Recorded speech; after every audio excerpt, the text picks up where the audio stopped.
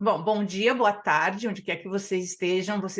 Algumas de vocês já me conhecem, mas pode ter alguém que vai estar assistindo aqui que não me conhece. Meu nome é Ineli Cessna, eu sou a fundadora do Instituto Next Level Leadership. Esse instituto foi criado em 2019, com a missão de apoderar os líderes por dentro, trazer a fortaleza interna dos líderes. O meu background é em Direito, sou formada em Direito e fiz também mestrado em Psicologia Espiritual, em Ciências Espirituais, e agora estou terminando o mestrado em Solução Alternativas de Disputa. Então, a minha carreira foi de advogada de essência de marcas para mediadora de essência humana. Eu faço mediação aqui na cidade de Los Angeles, e faço também mediação como coach e como facilitadora, mediando os nossos conflitos internos, procurando desvendar, descobrir a nossa essência para que a gente possa viver desse lugar, cultivando uma forma de liderança mais elevada, com base na comunicação, no entendimento, na compaixão, porque eu acredito que a gente pode construir mais e melhor quando estamos juntos. Eu acho que a liderança autoritária, tradicional, é uma ameaça à sobrevivência humana e uma ameaça à sobrevivência do planeta. Então, o meu trabalho é um trabalho dedicado a uma nova forma de liderança, que eu chamo de Next Level Leadership. E essa forma de liderança é bem inspirada pela sabedoria do Enneagrama. O Enneagrama, a gente vai dar uma revisada bem rápida aqui hoje, é uma sabedoria bastante antiga, que tem traços muito antigos que vêm desde da matemática, a geometria sagrada de Pitágoras, 500 anos antes de Cristo. Essa sabedoria é fundada na observação. No Enneagrama, a gente diz que você não é obrigado a acreditar em nada que você não possa observar. Então, a observação e a presença é o seu talento principal dentro dessa sabedoria. Essa sabedoria acredita-se que influenciou as grandes escolas filosóficas espirituais, o cristianismo, o cabala, o judaísmo, o hinduísmo, todos exercem influências dessa sabedoria, mas modernamente ela tem sido adotada como uma tipologia de personalidade humana. Esse uso é um uso muito restrito, é um grão de areia dentro do que é o conhecimento do Enneagrama, mas é um uso válido, porque eu acho que confirma o fato de que o Enneagrama, na realidade, é um mapa cosmológico, é um mapa de entendimento do cosmos, que a gente pode utilizar para se tornar líderes melhores de nós mesmos e dos outros. Então, vamos lá? Vamos apresentar aqui eu vou apresentar uns slides para vocês. Esses slides estão bem resumidos, vai ter muita informação, tem alguns vídeos. A intenção desses slides é te dar um sabor do que é o Enneagrama e do que é os programas que a gente oferece aqui dentro do Institute for Next Level Leadership. Então, vamos lá. Essa apresentação de hoje é intitulada Soluções de Liderança baseadas no Enneagrama. E o que a gente está querendo fazer aqui hoje é trazer um resumo dessa sabedoria do Enneagrama, te oferecer uma experiência para você experienciar essa sabedoria e fazer um convite aqui para você. A gente acredita que liderança é um convite, o convite para a gente se tornar o melhor que a gente pode ser. Então, esse é um convite que fica aqui para você experienciar a sua fortaleza interna, entender o que é essa fortaleza interna, ter vocabulário para captar essa fortaleza interna e oferecer isso para o mundo e receber isso de volta. Então, a gente vê a liderança como essa forma de... Voltando, liderança é saber fazer isso que o Rumi fez, saber se colocar no seu lugar, saber qual que é o seu lugar dentro do quebra-cabeça da vida. E para a gente achar o nosso lugar dentro do quebra-cabeça da vida, a gente precisa entender a essência que está em nós e a essência que está no universo, no qual a gente participa, o universo em volta de nós e o universo que faz parte de nós. Quando a gente aprende essa essência que vem universal, que está dentro de cada um de nós, a gente pode fazer esse ciclo e aprender a liderar a nós e aos outros dentro de um fluxo, o fluxo universal. Ao invés de remar contra esse fluxo, a gente vai junto com esse fluxo. Então, aqui, imagina, tá? Imagina que toda a criação é a luz, que a existência é essa luz. De acordo com o Enneagrama, essa luz tem 9 características. E essas 9 características da luz a gente vai aprender hoje. Essas características, elas estão sempre mudando, sempre movimentando. Uma parte fundamental da existência é que nada é estático. Está tudo mudando sempre. E como que essas energias, essas essências estão mudando? De acordo com o Enneagrama. O Enneagrama é um símbolo, um círculo que representa a unidade do universal. E essa unidade, então, apresenta 9 pontos, e esses pontos energéticos estão mudando e viajando constantemente. E a gente vê isso no mundo, no cosmos, como a gente vai ver hoje, e a gente vê isso manifestado na manifestação humana, no espírito humano, que a gente vai mostrar hoje para você. Então, o que a gente vai ver é a aplicação disso dentro da universalidade do cosmos e depois em crianças muito jovens, em bebês muito jovens. E a minha intenção é mostrar como isso é natural nosso. Não é certo nem errado, bonito, feio, bem e mal. Essas energias são energias naturais que ninguém ensina. Faz parte de nós, como faz parte dos animais, como faz parte das plantas, como faz parte das estrelas, faz parte de todo o universo que a gente vive. Então, a gente vai começar pela energia do 8. A energia do 8 é como se fosse, imagina o comandante da existência.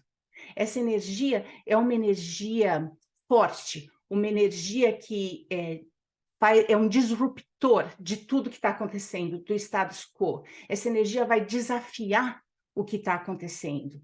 E para isso é uma energia dominadora, uma energia imediata, uma energia que tem um poder, é a energia que inicia. Tudo que acontece é iniciado através desse comando da existência.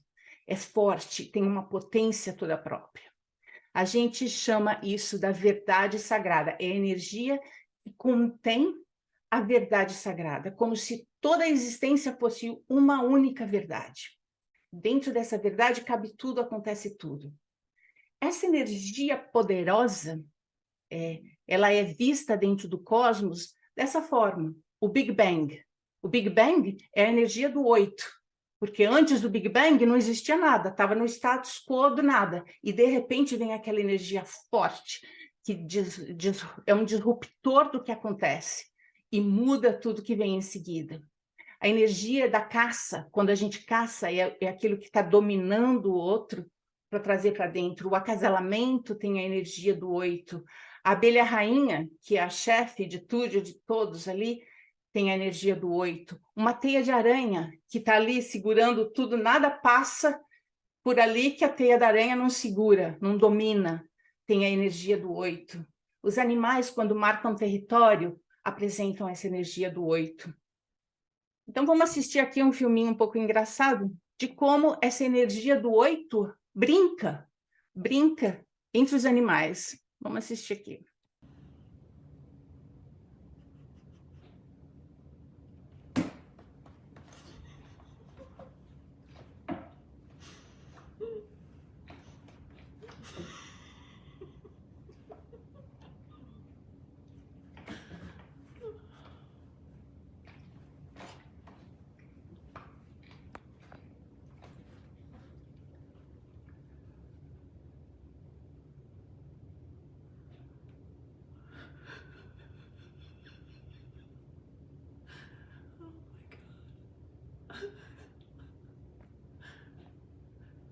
Essa é uma representação do 8 se divertindo. Não tem bem ou mal, certo ou errado, não tem malícia. É essa coisa de dominar, de invadir, de tomar conta, de tomar poder. E é uma brincadeira para o 8 fazer isso. É a forma com que o 8 se diverte. Quando essa energia vem para um nenezinho pequenininho, é mais ou menos assim que acontece. Olha esse aqui.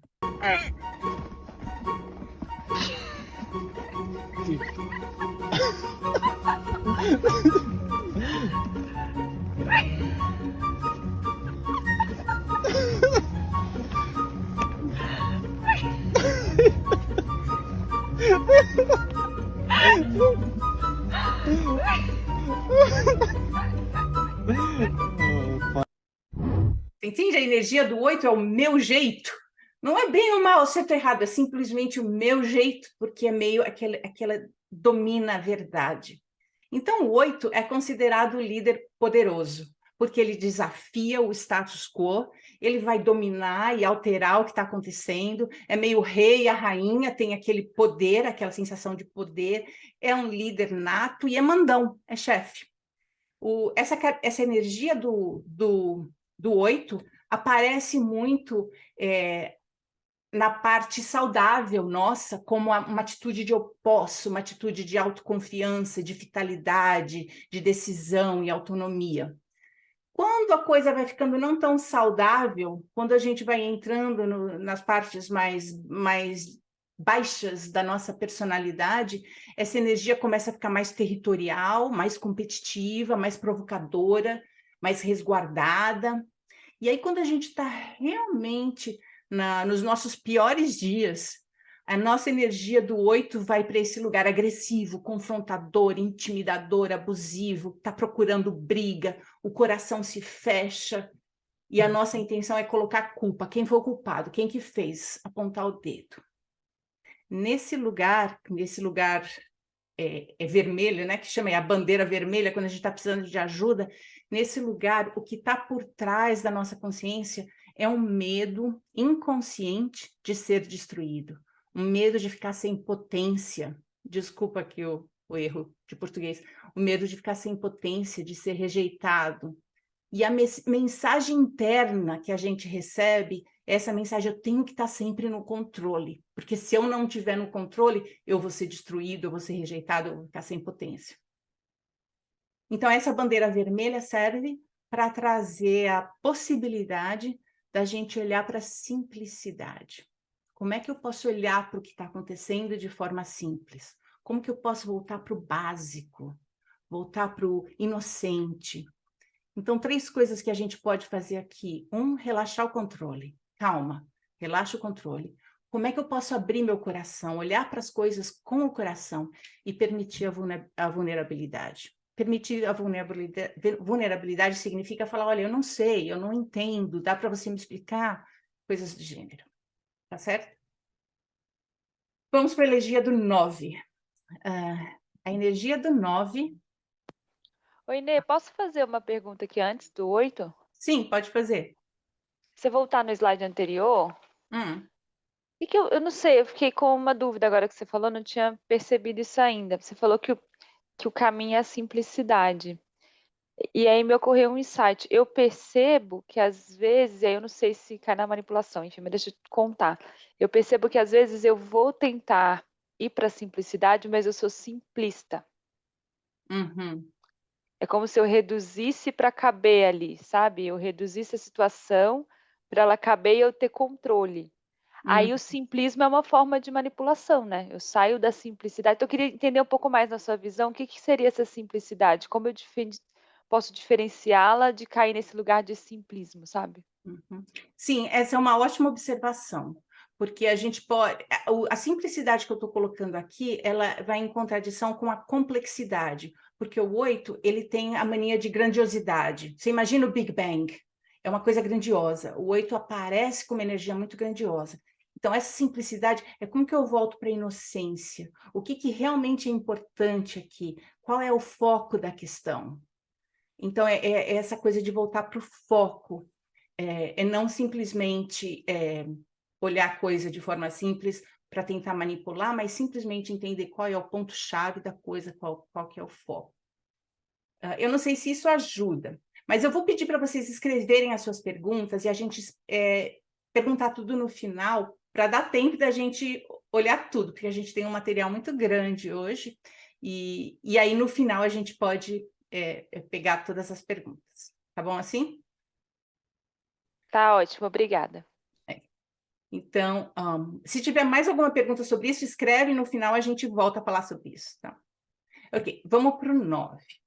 O 9, imagina a parte de Deus, a parte da sabedoria divina, que é a cola de tudo, que cola, que faz tudo ficar junto. É o feixa. Eu não sei se você tem essa palavra em português. O feixa é essa camadinha que você vê assim, quando você abre o frango, tem aquela camadinha, uma camadinha transparente, que junta tudo, junta todos os órgãos, junta todos os ossos, coloca tudo junto. Esse é o 9, é a cola da existência. Então, a energia do 9 é a energia do indivisível. É como se tudo fosse conectado, tudo fosse unido, não tem polaridade, não tem dualidade, é tudo incluído, nada fica fora dessa unidade divina. É uma harmonia, tudo está harmonizado e interconectado de uma forma única, de uma forma de um só, é um, não tem o que sai fora disso. Nessa energia do 9, a gente chama isso de amor sagrado. O amor sagrado é o amor incondicional. É o amor que não depende de nada, não existe condição. Simplesmente pelo fato de existir, já é amor. Porque existe dentro dessa unidade completa que é a existência. Quando a gente olha para o do mundo ao nosso redor, onde que a gente vê essa energia? A gente vê essa energia no cosmos. Quem que segura esse cosmos tudo junto? Esses planetas voando um em volta do outro. O que segura tudo isso? É a energia do 9. A água, as moléculas de água que uma atraem a outra. As moléculas de água se atraem. É a energia do 9. Os rebanhos, os pássaros voam em conjunto, os animais voam em conjunto. É a energia do 9. World Wide Web, tudo conectado, é a energia do 9. Como que a gente vê a energia do 9 nos animais? Aqui está um exemplo. Aqui os dois donos do cachorro se separam e você vê a reação do cachorro. O 9 fica desconcertado com a separação. O 9 não entende a separação. Então, veja aqui a reação do cachorro. Opposite directions to see who your dogs love more.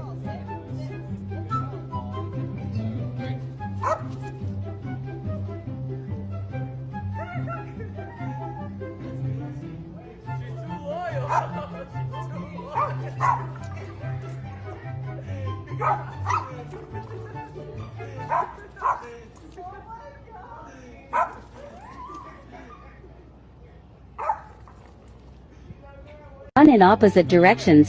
So, o 9, ele não sabe o que fazer com a separação. Ele entra meio que num círculo. Como que isso vem nos humanos, quando criança, naturalmente? É uma criança que exige pouca manutenção, é quase como se não tivesse criança em casa. Aqui está um exemplo disso.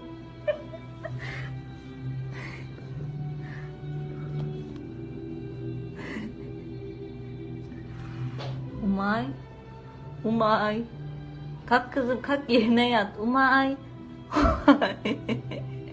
Umay. Essa é a criança do 9. O 9 é considerado o líder pacífico. Ele é o mediador, o reconciliador, o diplomata, o que vê várias perspectivas, por isso ele se torna um guia, porque consegue ver várias formas, várias respostas para a mesma questão. Então, na parte alta dessa energia, nós somos otimistas, nós somos amáveis, nós somos fáceis de agradar, vemos várias perspectivas. Conforme a gente vai entrando nas partes mais difíceis da nossa personalidade, a gente começa a entrar muito nesse piloto automático, começa a concordar com tudo, começa a cair na rotina, fica sonhando acordado, meio que não faz nada, tudo fica na imaginação. E quando a gente entra mesmo na bandeira vermelha, a gente tem um anestesiamento interno.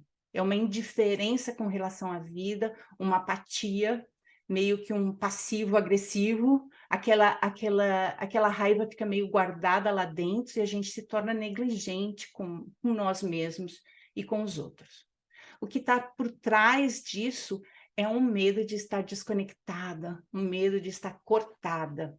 O crítico interno fica falando que a gente só pode estar bem se todo mundo estiver bem. Se todo mundo estiver bem, eu posso estar bem, senão não. É meio que a mensagem interna. A nossa oportunidade aqui é entrar em observação e presença. É notar o que está acontecendo dentro de nós.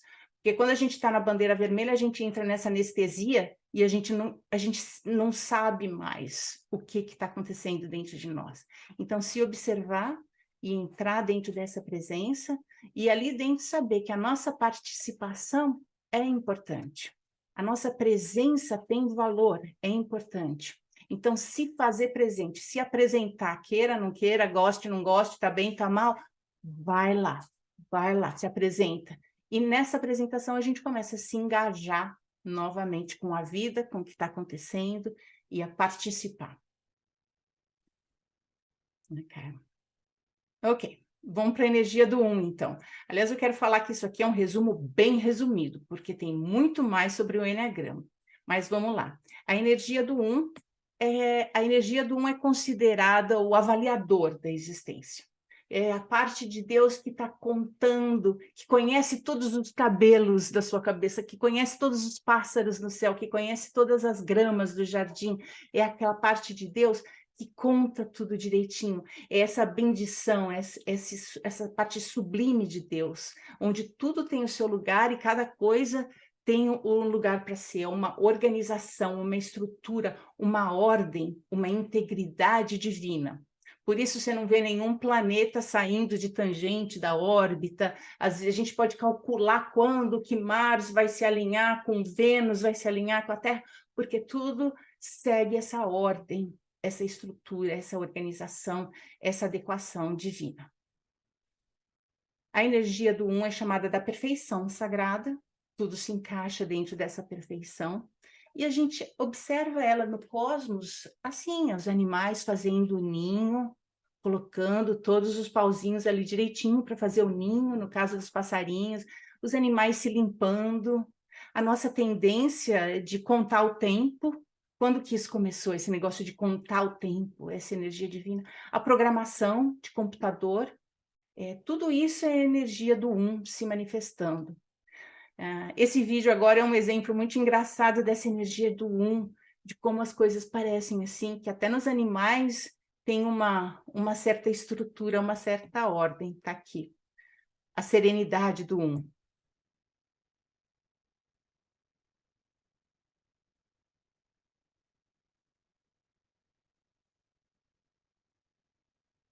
O 1 tem essa aura de saber explicar passo por passo, item por item, com essa serenidade. Como que isso vem nos humanos? Como que isso aparece nos bebês humanos? Aqui está um exemplo, quando a gente vem na Terra como bebê, lembrando dessa perfeição divina, e aí a gente percebe que estamos no tempo e no espaço, e as coisas têm que ter uma certa ordem, uma certa estrutura. Aí a gente começa a ser domado pela convenção social, pela convenção da vida. Está aqui um exemplo da Britney. For her birthday party.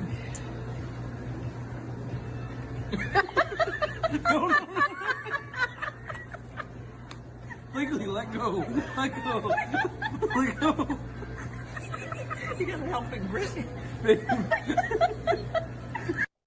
Eles falam aqui, a gente precisa ajudar a Britney, porque a energia do 1, quando vem para o mundo físico, percebe que, peraí, aqui não é tudo ao mesmo tempo, aqui as coisas têm que ser feitas pouquinho por pouquinho, uma coisa de cada vez, tem que ter uma estrutura, uma ordem. Então, essa se torna a líder conscienciosa. A líder conscienciosa que tem excelência como seu ponto principal, é um exemplo, é defensora, é mestre, porque ela coloca tudo em ordem dentro da estrutura. Nas nossas partes mais elevadas, essa energia do 1 aparece como uma integridade, um senso de missão, um comprometimento, uma disciplina, uma responsabilidade. Quando a gente vai entrando mais na personalidade, isso vai ficando mais idealista, querendo melhorar tudo, consertar tudo. A gente começa a ficar mais impaciente, mais teimosa, mais rígida. Tem que ser assim, olha aqui as regras. E quando a gente está na bandeira vermelha, a gente fica bastante crítico, julgando com uma severidade muito grande. A nossa mente se fecha, é aquilo que eu estou falando. A gente se sente moralmente superior e começa a acontecer um ressentimento interno. Esse ressentimento interno acontece por causa de um medo inconsciente de ser corrupto, um medo inconsciente de que eu tenho defeitos, de que eu sou ruim. A mensagem do crítico interno é: eu tenho que fazer sempre o que é certo. Eu tenho que ser bom e fazer sempre o que é certo. Quando isso está presente, a nossa oportunidade aqui é olhar para a integração. Como é que eu não estou integrando várias partes?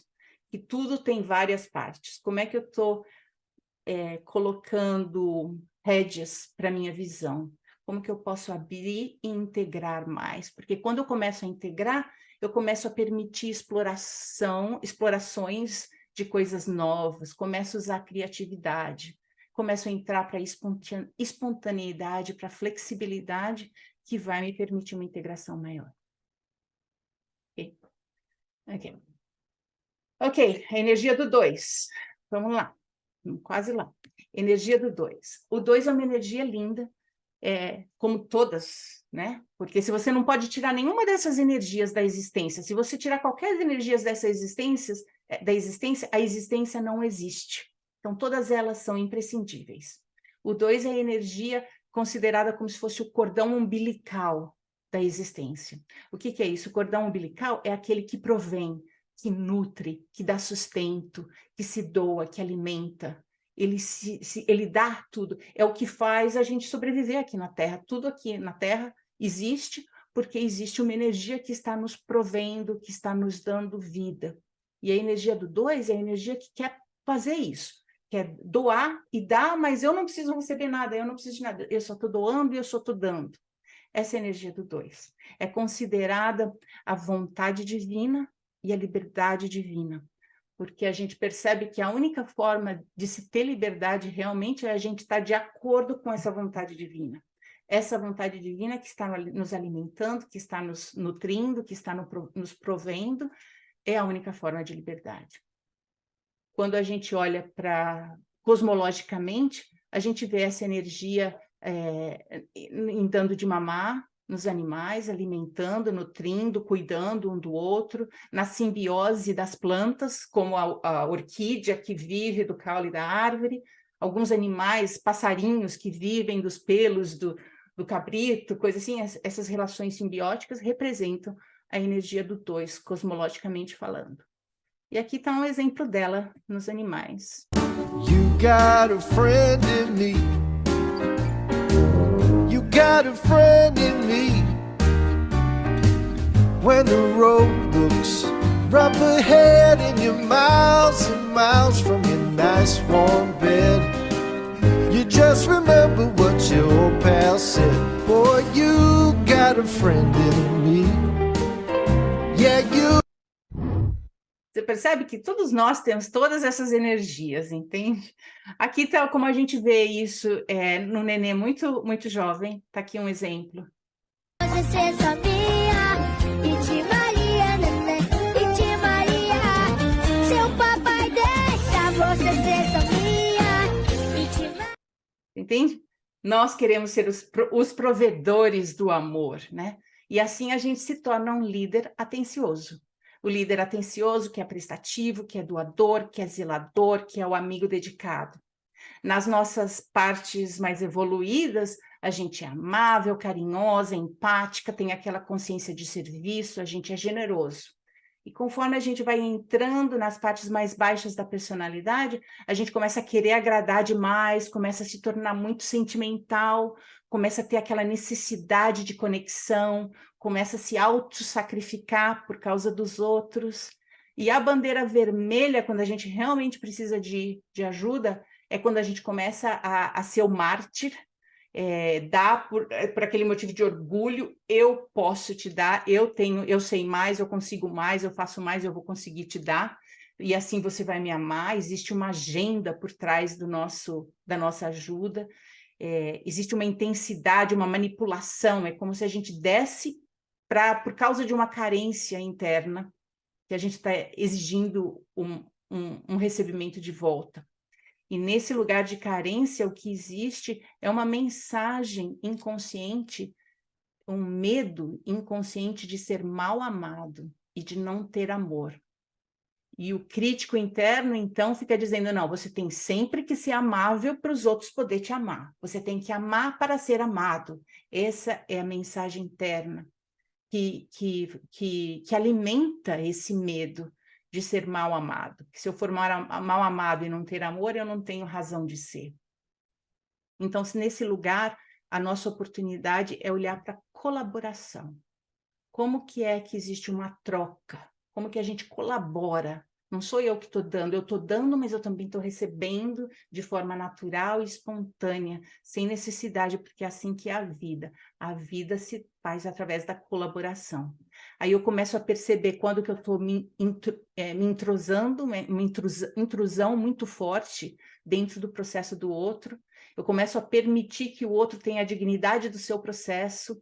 Eu começo a permitir que essa troca acontece de uma forma mais natural, mais equilibrada. Eu começo a me honrar. Ao invés de esperar que o outro me honre, eu começo a me honrar. E assim eu vou colocando essa energia de uma forma mais equilibrada. Ok, vamos para o 3. A energia do 3 é a energia, é a glória da existência, a glória de Deus, digamos assim. É a radiância, a luz, o brilho de Deus. Essa energia é uma energia majestosa, é uma energia trabalhadora, é aquilo que faz acontecer, uma energia visível, que está sempre manifestando. Como a luz do sol, sabe? Que está sempre aparecendo, nunca se cansa. Todo dia está ali, se mostrando, se destacando. A glória de Deus. A gente chama isso da esperança sagrada ou da harmonia sagrada, porque nessa energia a gente sabe que tudo funciona de acordo com leis universais. Essas leis universais são formuladas para manter a harmonia universal. Tudo se encaixa exatamente da forma que deve se encaixar. E porque tudo se encaixa, existe a esperança, que no dia seguinte o sol vai estar ali de novo. O sol vai embora, mas ele vai voltar, porque tudo isso segue uma lei universal. Essa é a esperança e a harmonia sagrada. A gente vê isso, claro, na luz do sol e na luz da lua, que independentemente de qualquer coisa está sempre ali, nas flores que se destacam, que se mostram, que se fazem visíveis para nós, no trabalho constante, que nunca para. As formigas, as abelhas são conhecidas por esse trabalho duro, está sempre manifestando. As formiguinhas ali pequenininhas fazem aquelas casas de formigas gigantes, as abelhas constroem colmeias e tudo mais. Está aqui um exemplo no mundo animal dessa exuberância, dessa radiância do 3. Veja aqui como o 3 chama atenção.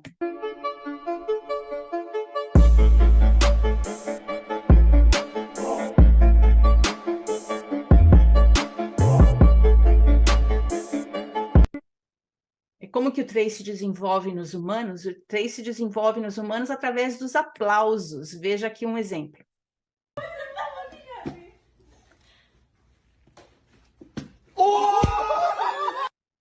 A gente faz uma coisa certa, todo mundo aplaude, a gente se sente amado, a gente se sente querido, a gente se sente aceite, a gente se sente radiante. Esse é o nosso 3, é a energia do 3 vindo através de nós. Nessa energia, nós somos o líder radiante. Nós vestimos o sucesso. A gente realiza as coisas, a gente motiva, a gente se torna um modelo profissional, porque a gente veste o que for o sucesso dentro das convenções sociais. Nas nossas partes elevadas, a gente se torna admirável, a gente tem propósito, a gente é motivadora, trabalhadora, tem aquele potencial ilimitado de forma autêntica. Mas conforme a gente vai entrando nas partes mais baixas da personalidade, a a gente começa a ficar muito focado no status e na imagem, começa a ficar muito impessoal, eu começo a dar mais valor para o resultado, para o objetivo, para status, para imagem, do que para qualquer outra coisa, uma competição muito grande, viciada no trabalho, aquela coisa de se exibir, tá? E na bandeira vermelha eu me torno altamente competitiva, me promovendo em excesso, enganosa, vaidosa, até falsa. Se eu precisar, eu crio uma história, faço falsidade para poder manter aquela fachada, e começo a ficar esse executador desesperado. Eu faço tudo, eu comando tudo, eu tenho que ver tudo, eu resolvo tudo, porque eu tenho que estar ali no foco da luz. Por trás disso existe um medo inconsciente de não ter valia e de não ter valor. Quem sou eu? Se eu não estiver na luz, no foco, na radiância, quem sou eu? Esse crítico interno é o que está falando, não, você tem que alcançar sempre, você tem que mostrar sucesso sempre. Se você não mostrar sucesso, você não é amada, você não tem valor, você não tem valia. A nossa oportunidade nesse lugar é criar uma adaptação maior. O que significa adaptação? Adaptação aqui significa a gente desacelerar, a gente acordar para os nossos 3 campos de inteligência, acordar para o coração, para a mente e para o corpo. Como que eu alinho tudo isso? Eu desacelero, vejo o que está presente, o que é autêntico para mim, e começo a focar nas pessoas, não nas coisas, não nos objetivos. Eu começo a focar nos relacionamentos pessoais, porque isso abre o coração, isso desacelera, isso traz essa adaptação com os outros. Ok, então agora vamos para o 4, a energia do 4. A energia do 4 é considerada a fonte da existência. Imagina, assim, o lugar, a criação de tudo, da onde tudo surgiu, a fonte da existência, a fonte de Deus. É um lugar único, ninguém conhece esse lugar, é completamente misterioso, tem uma profundeza tão grande, uma originalidade tão grande, um significado tão grande, uma beleza tão intensa que é até difícil falar sobre esse lugar do 4. Esse lugar do 4 é um lugar completamente impressionante e que a gente tem muito poucas palavras para descrever. O nosso vocabulário é insuficiente para desvendar a fonte da existência. Então, é um lugar altamente misterioso. Esse lugar, cosmologicamente, é representado pelos black holes, os buracos negros, a supernova. A supernova é quando a estrela explode, ela desaparece. É uma transição. As transições, a gente não entende direito. Por que dessas transições? As transições acontecem naturalmente. Existe um mistério por trás do verão, inverno, a primavera, o outono. As transições entre a vida e a morte. Tudo isso tem energia do 4. Quando a gente está passando por situações assim na vida, situações de transição, situações de vida e morte, a gente começa a perceber a energia do 4 se manifestando entre nós. E isso se manifesta de uma forma que parece por fora que nós estamos desolados, né? Existe uma profundeza. Olha aqui esse macaco. Olha a profundeza dele.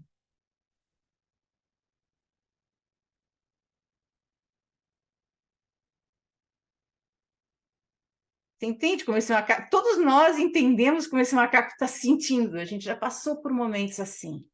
Olha aqui um recém-nascido. Aliás, como que eu sei que é um recém-nascido? Porque nos Estados Unidos, em todo lugar dos Estados Unidos, em todo hospital, quando alguém nasce, eles colocam essa touquinha branca, cor-de-rosa e azul, que você sabe que o neném acabou de nascer. Então, veja a profundeza desse recém-nascido. Olha a profundeza desse olhar. Está aqui.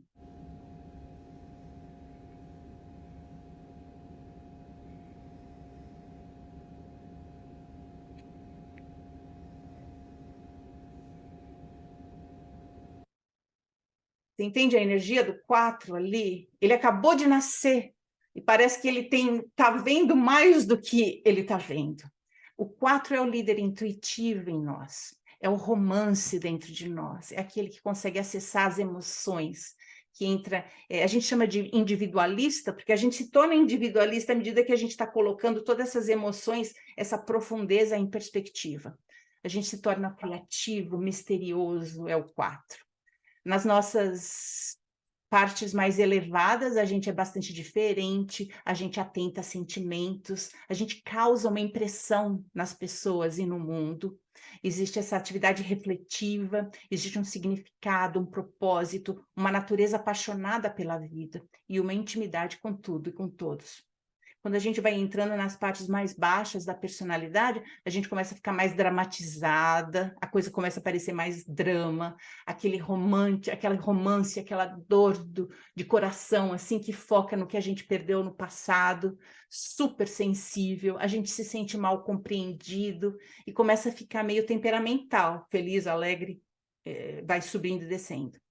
Na bandeira vermelha, a gente se torna completamente improdutivo, vitimizado pela situação, a nossa criatividade é bloqueada, tem a sensação de coitado, né? A gente se coloca nesse lugar de coitado, de emburrado, de imprimido, e a gente tem essa sensação da desolação. A desolação é o desespero com a isolação.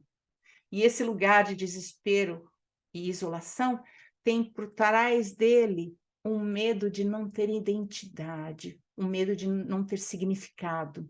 Quem eu sou? Para que eu estou aqui? Ele está buscando a origem da nossa identidade, a origem do nosso significado. E o crítico interno está falando, não, você tem que ser você mesma, e você tem que ser compreendida.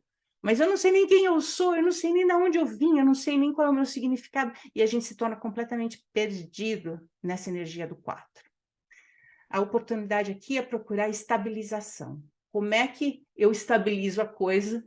Que a coisa parece que está capengando, mas a gente tenta colocar a coisa de uma forma inteligível, uma narrativa interna inteligível, onde a gente começa a entender a nossa identidade. A gente começa a engajar nos nossos valores, na nossa missão, na nossa visão. Qual é a missão que eu quero para mim? Quais são os valores? Quais são a missão que eu tenho, que eu quero manifestar na minha vida? Eu começo a oferecer essa missão, essa visão com uma consciência de serviço, e começo a estar presente no aqui e no agora, nem no passado, nem no futuro.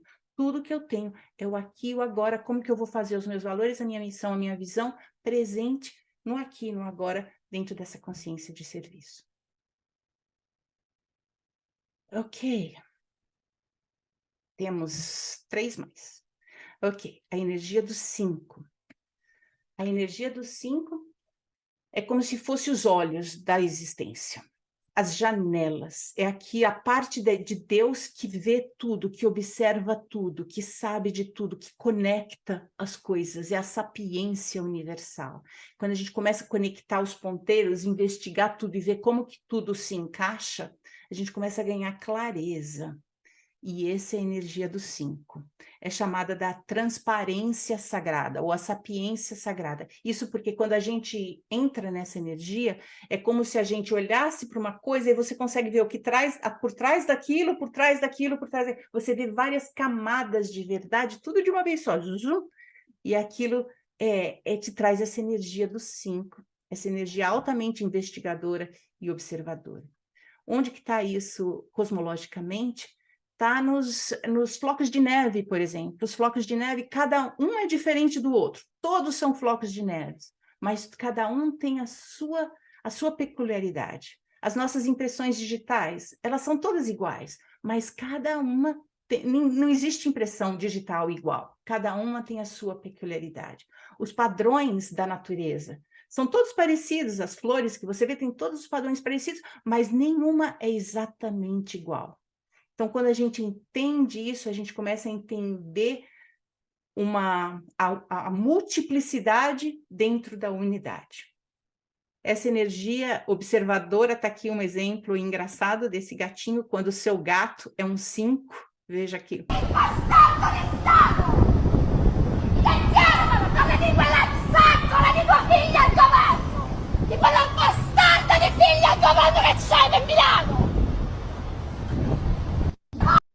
Entende esse foco na observação? E olha aqui um nenê, no nenê pequeno, como que isso se apresenta. One of my favorites. In the order Watch I his tell you to face. do it, and it's gonna be all right. Because Easton is gonna sit here and look at me, and he is gonna fight me for sitting here fussing at you.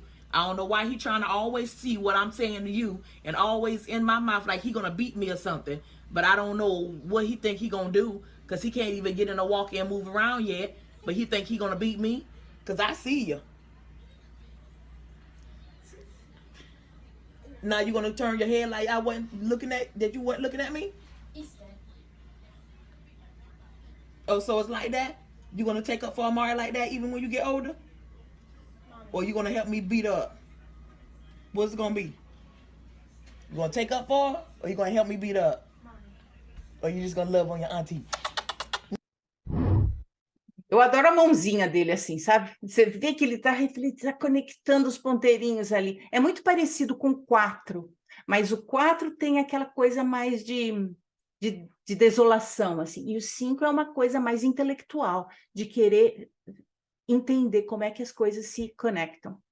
Então, o 5 se torna o líder sábio, é a investigadora, a observadora, aquela que é intelectual, que é perspicaz, que está conectando os ponteiros. Nas nossas partes mais altas, nós somos focadas, perceptivas, inteligentes, inovadoras, comunicativas, gostamos de ficar sozinhas, e somos até incomum, assim. A gente, às vezes, não consegue se enquadrar muito nessa energia do 5. Quando a personalidade vai entrando nos lugares mais baixos, a gente vai começando a ficar mais estudiosa, mais analítica, mais preocupada, mais compartimentada, começa aquela especulação, e se acontecer isso, e se acontecer aquilo, meio reclusa, e na bandeira vermelha a gente está completamente alienada. A gente se sente alienada, arrogante intelectualmente, olha esse monte de gente estúpida em volta de mim que não entende nada, eu começo a ficar cínica, querer provocar, trazer ideias extremistas, e esse é o lugar onde a gente realmente precisa de ajuda, porque ali existe um medo inconsciente de ser ignorante e de não ter sabedoria. Porque se eu for ignorante e não ter sabedoria, como é que eu vou me virar no mundo? Então, o crítico interno está ali, não, você tem que saber, você tem que aprender, você tem que ser sábio. Se você quiser se virar, você tem que ter tudo isso. E fica aquela cobrança interna. Para a gente sair disso, o que acontece? Uma possibilidade aqui é focar nas pequenas ações. Como é que eu trago a pequena ação que está aqui na minha frente, no meu dia, como meu foco? Como que isso está me trazendo sabedoria, como que isso está me preenchendo. Quer seja eu esteja lavando um prato, ou eu esteja fazendo uma palestra para 1000 pessoas, não interessa. Como que o que está na minha frente, a pequena ação da minha frente, vai me trazer o meu foco. E como que através dessas pequenas ações, eu estou me conectando com os outros e com o mundo. Eu estou focando na utilidade que eu trago para o mundo, onde eu posso ser útil. E através dessa utilidade, eu começo a criar confiança em mim mesmo. Olha as pequenas coisas que eu trouxe em conexão ao mundo hoje, em conexão aos outros, e com isso me traz a autoconfiança, e isso começa a me fazer a me entrosar de novo com o mundo, sair da minha reclusão. Ok. Vamos para a energia do 6. A energia do 6 é considerado o útero da existência. Imagina um lugar divino onde não existe nenhum perigo. É um lugar completamente seguro, onde nada pode te afetar. Onde a sua consciência é completamente abraçada, de forma que você pode acordar para a vida. Essa energia é considerada a fé sagrada, ou a força sagrada. E quando a gente entra nesse lugar interno, onde a gente sabe que não existe perigo, que nós estamos completamente seguros, que o universo está conspirando ao nosso favor, que o universo está trazendo tudo da forma que tem que ser, na medida que tem que ser, do jeito que tem que ser, para a nossa evolução, para o nosso crescimento, para o nosso aprendizado, a gente começa a criar essa força sagrada, essa fé sagrada. E isso nunca nos deixa, é completamente leal. Não há nada que a gente possa fazer para se distanciar dessa força interna. Como que a gente vê isso no mundo? A gente vê isso no alerta. Quando eu levo meu cachorro para passear, ele sai lá para fora, a orelhinha já empina, o bolinho já abre, né? Quando a gente nasce, a gente abre aquele olho, a gente se torna alerta. As plantas estão alertas para a luz, elas se voltam para a luz. Então tem essa energia de acordar para a vida, de estar alerta para a vida. Está aqui um exemplo nesse gatinho. Está em inglês, mas acho que vocês vão entender aqui. Olha, quando o seu gato é um 6. Hey, let that go. Hey, let it go. Because if you fall out this window, they gonna blame me. Now let it go. Okay, good job. Good job. Now let's go get us a snack. Let's go get a snack. Okay, so you being hard-headed. Hey. Então, essa energia está sempre protegendo, está sempre buscando, está na segurança. Como que isso vem naturalmente no humano? Está ali. O nenenzinho acabou de nascer e, de alguma forma, está mantendo aquela sensação de segurança, sensação de proteção. Está aqui um outro alerta, um outro exemplo de alerta. Be right there to catch him. I don't know why he does this.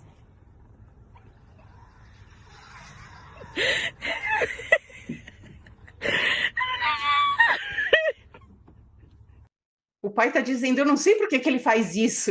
Você entende? É uma energia que está vindo através dele e está replicando essa sensação de segurança.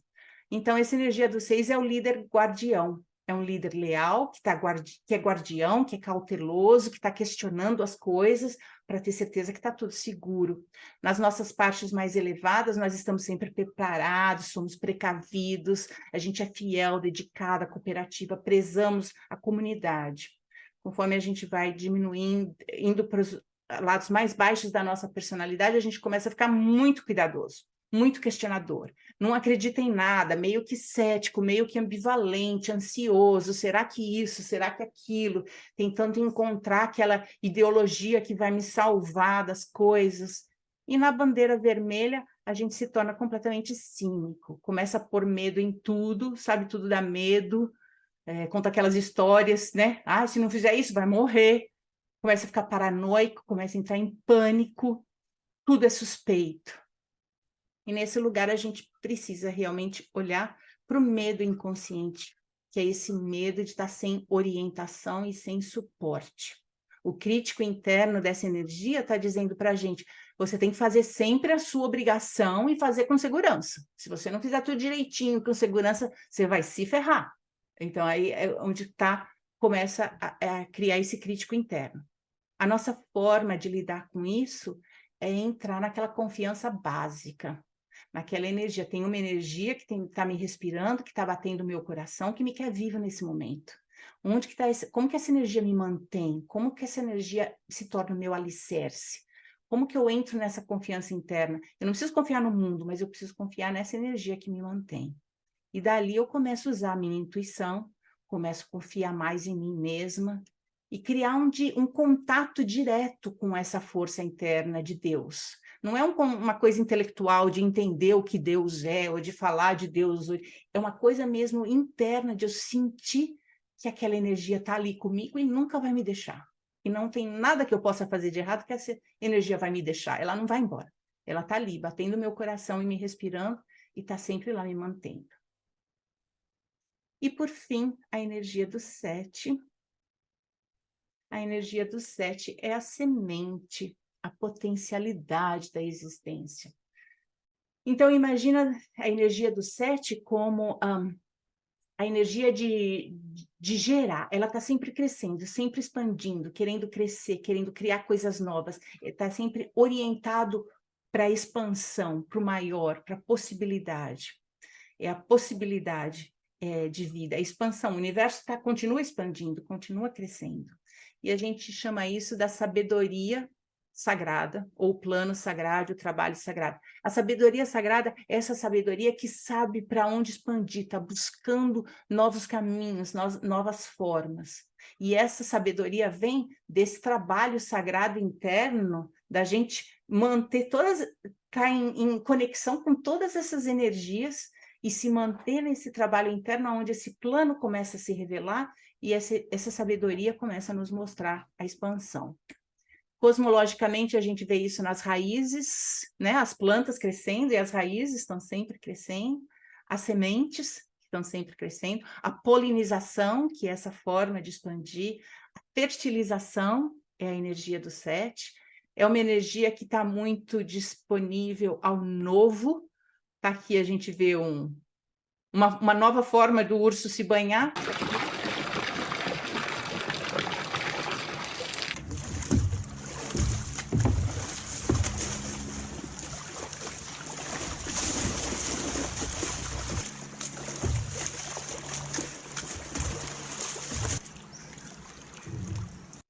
A gente não sabe se ele está se afogando ou se ele está se divertindo, mas a energia do 7 é aquela que está ali, está pronta para qualquer coisa. Vamos ver como é que é o novo, e faz a coisa ficar divertida.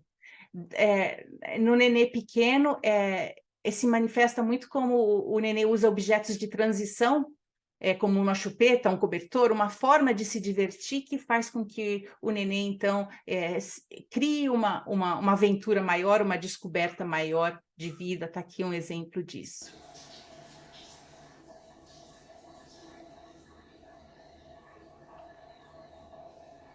Ele mesmo faz a coisa acontecer para ele, sabe como é que é? Para ter experiências novas.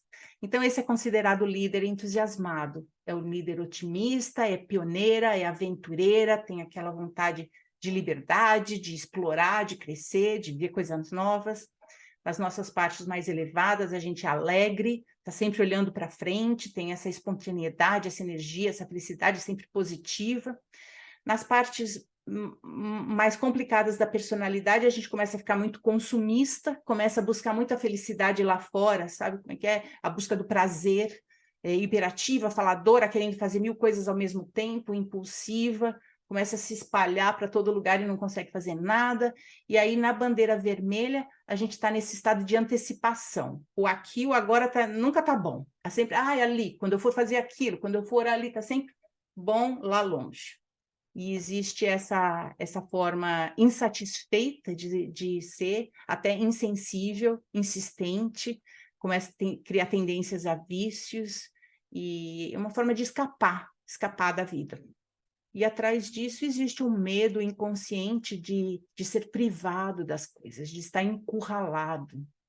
E o crítico interno está dizendo ali, não, você tem que sempre fazer o que você tem que sempre conseguir fazer o que te faz feliz. Vai atrás do que te faz feliz, vai atrás do que te faz feliz. E aí, como a gente não sabe o que te faz feliz, a gente começa a ir para todo lado e não sabe para onde ir. Então, a oportunidade aqui é entender o sacrifício, a beleza do sacrifício. O sacrifício é aquele discernimento que fala, não, eu vou deixar isso de lado para eu me focar naquilo. O que é importante para mim? Eu quero focar no que é importante. Respira, então tá bom, eu vou fazer isso e não vou fazer aquilo. E a gente começa a ficar seletivo, discernir realmente o que é importante na nossa vida. Então, essa é o 7. Aí a gente olhou todas as energias, as essências do Eneagrama. Nos nossos cursos, aqui, a gente tem o enigma do Eneagrama, que a gente entende que nas nossas partes escuras, quando nós estamos, né, nos nossos momentos mais difíceis, a gente está lidando na vida com base nesses aspectos, no anestesiamento, no ressentimento, na culpa, e um aspecto desse vai puxando o outro. E aí a gente vai indo para aquele labirinto, vai caindo para baixo. Então, parte do nosso aprendizado, principalmente no curso dos Essentials, os essenciais de liderança, é aprender a transformar aquilo na observação, na presença, na integração, na colaboração, tudo isso que a gente falou aqui. A gente considera isso os essenciais de liderança. É aí que a gente faz a volta para a luz. E aí a gente tem o programa de Mastery, que é onde a gente aprende 5 estilos de liderança: liderança de plenitude, liderança de crescimento, liderança de resultado, liderança de escolha, liderança de comando e controle, e esse critical axis, né, que é esse axis principal que fica no meio. Mas a liderança de plenitude é uma que tem muito a ver com a observação e a presença. A liderança de crescimento tem a ver a saber fazer sacrifícios, entender a simplicidade das coisas. A liderança de resultado vem da nossa confiança básica, da gente se focar nas pequenas ações para que o resultado possa acontecer. A liderança de escolha vem da nossa possibilidade de estabilização e adaptação para fazer escolhas inteligentes. E a liderança de comando e controle vem da nossa oportunidade de colaborar e de integrar, porque é só ali que a gente pode ter um controle e um comando realmente efetivo. Esse programa é feito só em inglês, por enquanto, a gente ainda não tem em português. Mas é todo né, tá baseado no Enneagrama.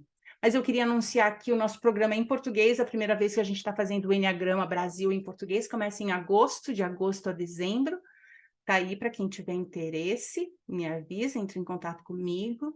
E em outubro, de outubro a maio, a gente vai fazer em inglês o Next Level Leadership Mastery, onde a gente aprende os cinco estilos de liderança. A gente também está fazendo essa mesma palestra em inglês na sexta-feira, caso vocês queiram assistir de novo em um outro idioma.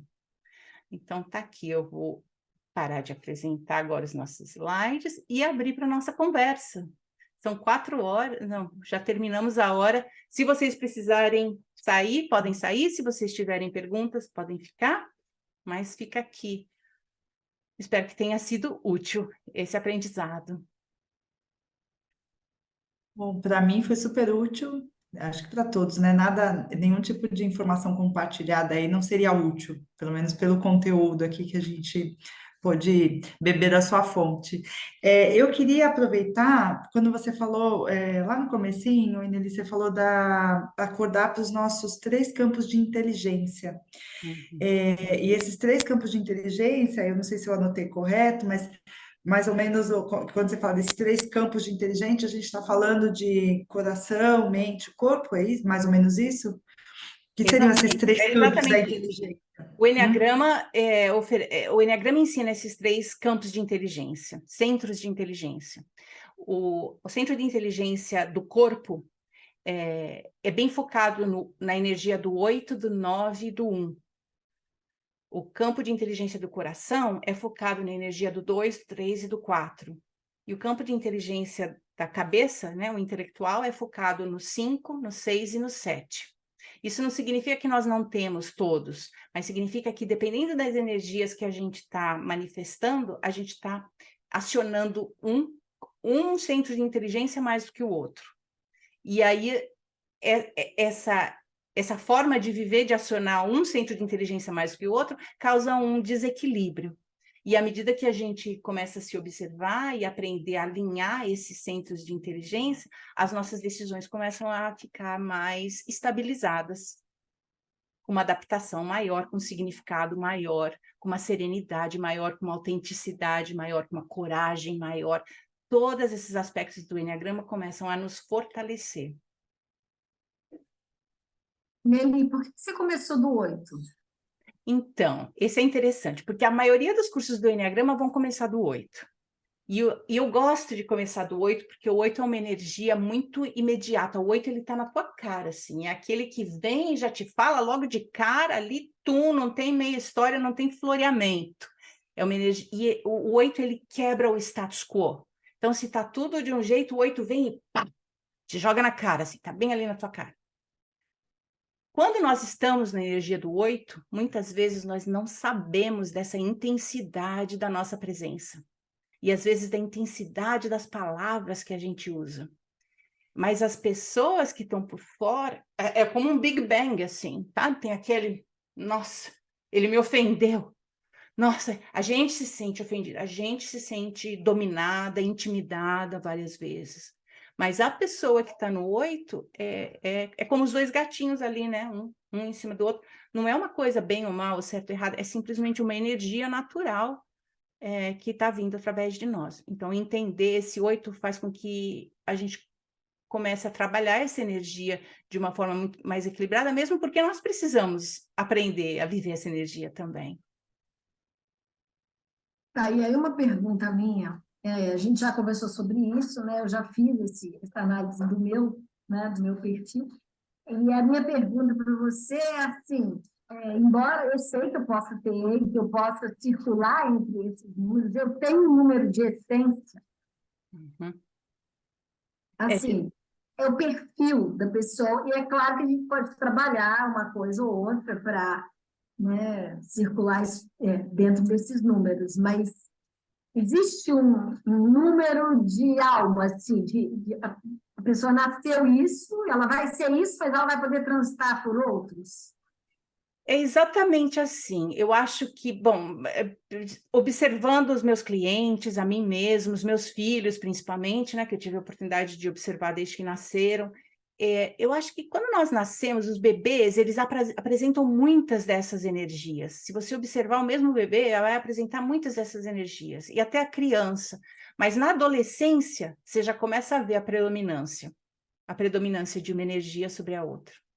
E como pai, como mãe, por exemplo, a minha atitude, até eu entender mais o Enneagrama, foi de criticar certas energias nos meus filhos, até que eu comecei a entender o Enneagrama e percebi, não é eles que estão fazendo isso, é uma energia que está vindo atrás dele. Como é que eu posso trabalhar com essa energia? Então, foi uma forma para eu até educar os meus filhos, uma forma engrandecedora. E até dentro do meu casamento, quando eu entendi a energia do meu marido é um 8, daqueles 8 bem fortes, assim. Então, eu passei muito tempo me ofendendo, me sentindo violada, me sentindo abusada. Porque realmente, do meu ponto de vista, eu estava, mas quando eu entendi o lado dele, a visão mudou completamente. Então, eu acho que todos nós temos uma predominância, tanto que os meus filhos, por exemplo, eles viveram na mesma casa, nas mesmas situações, com os mesmos pais, eu falando as mesmas coisas, e um desenvolveu essa energia e o outro desenvolveu aquela energia. Então, os filhos vão captar daquilo que a gente traz, aquilo que está em conexão com a energia deles. Assim como os nossos clientes, as pessoas que a gente trabalha, etc. Então, entender a energia predominante das pessoas é importante. Eu acho que é mais importante entender a nossa energia predominante. E quando a gente entende a nossa energia predominante, a gente parece que acorda para a nossa razão de ser, para o nosso significado de estar vivo. E aquilo te dá uma força interna. Com relação aos outros, com relação aos meus clientes, aos meus filhos e até ao meu marido, é muito a situação. Eu vejo a energia que está aparecendo naquele momento, naquela circunstância, naquele evento. E aí eu vou trabalhando com a energia conforme ela aparece. Mas eu acho que individualmente, você entender a sua energia predominante vai te trazer uma clareza muito grande e uma forma de navegar pela vida, aonde muita coisa que ficaria em questão começa a se dissolver. Faz sentido?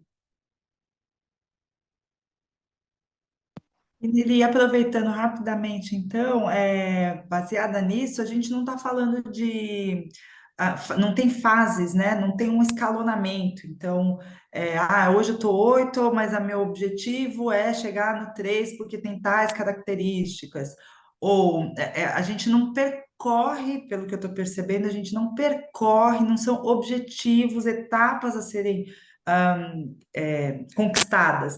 E sim, acho que é um entendimento mais daquilo que está rolando comigo, daquele momento em que eu estou, qual é, por exemplo, um pouco da minha energia predominante para ir decifrando e caminhando no mundo com isso, né? A gente não tem, com o Enneagrama, a gente não tem um objetivo, né? Eu estou muito 3 no nível não sei o quê e quero chegar, não vai muito para isso, né? Vai muito mais para você ir desvendando essas coisas e entendendo para ir agindo na vida, é isso? Dentro do Enneagrama não tem certo, errado, bonito, feio, bem e mal. Todas essas energias são valiosas e todas essas energias são importantes, porque sem ela não existe uma vida completa, uma existência completa. Então, esse é o número 1. Tudo é importante. O mais importante do Enneagrama é a observação. Porque a gente faz os assessments, esses assessments que a gente faz, eles vão te dar uma indicação da sua energia predominante, mas não necessariamente é a verdade. Existem energias, como a energia do 6, por exemplo, é muito difícil testar essa energia. Então, nada é mais valioso do que a sua auto-observação. Agora, dentro do Enneagrama, eu não sei se você percebeu aquelas linhas dentro do Enneagrama, essas são as formas como que a energia caminha, porque a energia nunca está estática, ela está sempre caminhando. Então, quando a gente está nas nossas partes mais baixas da nossa personalidade, a energia começa a caminhar na escuridão. Uma parte baixa vai puxar outra parte baixa, então você está na antecipação, você começa a sentir ressentimento, você começa a culpar os outros, você começa a ficar desolado, uma coisa vai puxando a outra.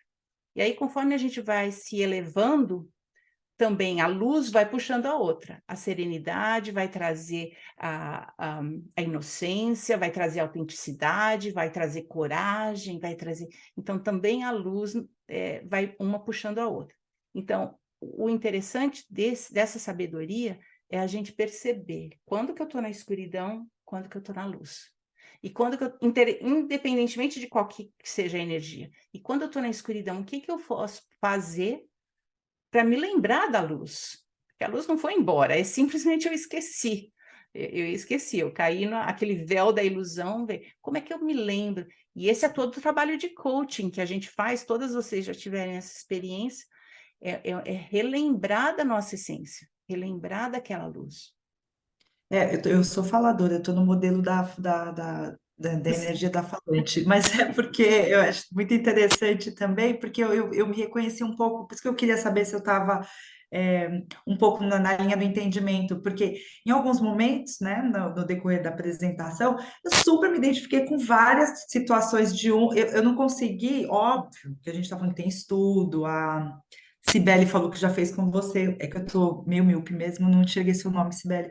Mas assim, em alguns momentos eu me identifiquei em alguns pontos, em outros, aí agora falei, não, certeza que eu tô mais nessa linha aqui. Então, eu fui entendendo com a minha alma, assim, que a gente vai nesse fluxo. E aí, quando eu vi justamente essas conexões, então eu penso muito que a gente talvez, claro, tem talvez uma tendência natural, uma energia mais mandatória, digamos assim, mas a gente circula muito por tudo isso, dependendo, inclusive, do estado de vida ou do momento que você está vivendo.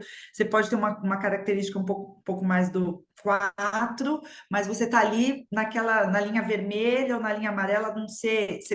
Isso é exatamente isso, digamos assim. A gente diz que a liderança é uma dança. A gente está dançando nessas energias, ou essas energias estão dançando através de nós.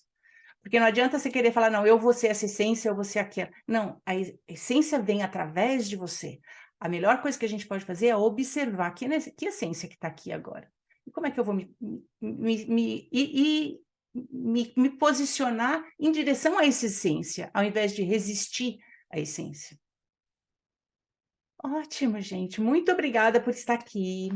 Você tem algo, Gabi? Não, só ia falar que eu concordo muito com a Sil, assim, eu acho que a cada hora que eu olho, eu acho que eu tenho 3 ali que vão mesclando, mas é impressionante como a cada situação eu vejo todas as energias presentes em mim, assim, né? E é muito do que eu tenho tentado perceber, e com o coaching da Ineli a gente tem feito isso, as situações, principalmente aquelas situações mais estressantes, que a gente tende a ir ali para o red flag, ali, né, para a área vermelha, como que isso pode trazer uma sabedoria de falar, tá tudo bem, é assim, era sobre estresse, como é que eu vou me entendendo e me acolhendo, né? Mas eu adoro, porque cada vez que eu vejo, eu tinha certeza que era uma coisa, agora eu já acho que eu sou tudo ao mesmo tempo, sabe? Mistura, assim. E eu acho isso fascinante, porque é o lado da observação, assim, né? De fato, aprender que a gente tem todas elas dentro da gente mesmo, né? A parte boa, a parte não tão boa. E só aprender a observar e escutar, né? A partir da observação, o que aquilo quer trazer. Então, era isso que eu queria colocar, né? Não, é isso mesmo. O Eneagrama antigo, as origens do Eneagrama, diz que a suprema identidade é o 0. É quando a gente... O meu marido diz que a suprema identidade é 45, porque se você somar 1, 2, 3, 4, 5, 6, 7, 8, 9, dá 45. Então, é a gente saber dançar entre essas energias. Porque na maioria do tempo nós estamos resistindo a essas energias e isso causa um sofrimento danado. E causa um sofrimento, uma sabotagem e uma perda, é uma energia desgastante. Então, fica aqui a oportunidade. Bom, isso é um resumo muito resumido. O Eneagrama, não existe mestre no Eneagrama, porque quanto mais a gente entra para dentro do Eneagrama, mais a profundidade vai crescendo, mais a gente se aprofunda, mais a gente aprende. Então, fica aqui um convite para vocês, para a gente falar mais, aprender mais, e se precisar, estou aqui. Obrigada por estar comigo nesse momento, obrigada pelo seu apoio, eu espero que isso tenha te ajudado, e qualquer dúvida, me manda um WhatsApp, um e-mail, eu estou aqui para vocês. Obrigada. Sil, vem fazer o curso com a gente, Sil. Eu e a Cibele, a gente já está lá. Eu já estou nesse curso. Ai, gente, que coisa linda. Eu identifiquei que eu e a Cibele estamos assim, eu estou toda trabalhada no escuro, ela toda trabalhada no claro. É Olha que verdade, é bonitinho. mesmo. Tá lindo esse As contraste dualidades aí. se combinan. Estou muito feliz de estar aqui com vocês, viu? E a gente vai se falando. Pode deixar. Obrigada pelo convite. Obrigada a Tchau, vocês. tchau, Beijo gente. para todos. Muito obrigada. Tchau. Tchau.